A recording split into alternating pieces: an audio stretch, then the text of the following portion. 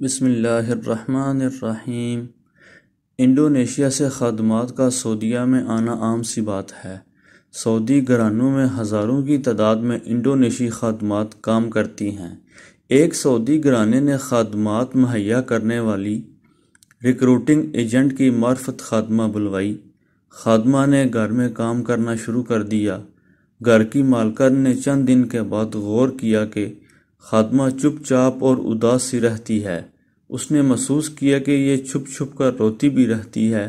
سعودی عرب میں ابھی اسے ہفتہ 10 دن ہی گزرے تھے۔ کسی نے اسے کچھ کہا بھی نہیں، پھر یہ کیوں روتی ہے؟ ایک دن سعودی مالکن نے خادمہ کو اپنے سامنے بٹھا لیا، اس کے سر پر ہاتھ رکھا اور کہنے لگی، میری بیٹی، بتاؤ تم ہر وقت روتی کیوں رہتی ہو؟ ہر وقت تمہاری آنکھیں سوجی رہتی ہیں۔ خادمہ نے حوصلہ پا کر اشاروں سے اور ٹوٹے پھوٹے الفاظ میں بتایا، میں ایک مدت سے سعودی عرب آنے کی کوشش کر رہی تھی۔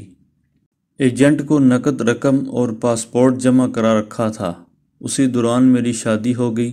وقت گزرتا چلا گیا، میری سعودی عرب آنے کی خواہش زوروں پر تھی۔ ایجنٹ کے ساتھ رابطہ تھا۔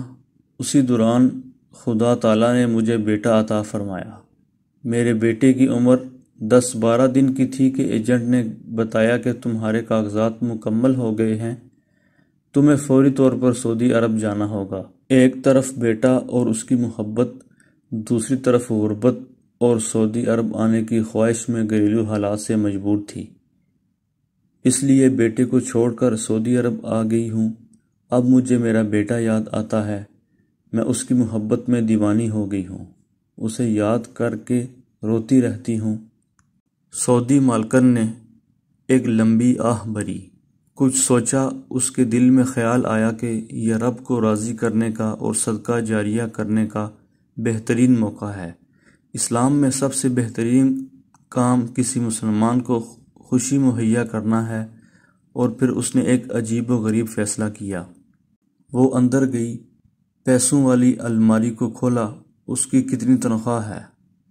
اس نے 2 سال کی تنخواہ کا حساب کیا، رقم گنی اور اسے لے کر خادمہ کے پاس آ گئی۔ کہنے لگی، یہ 2 سال کی تنخواہ پیشگی پکڑو، میں ابھی تمہاری سیٹ بک کراتی ہوں، تم فوراً انڈونیشیا روانہ ہو جاؤ۔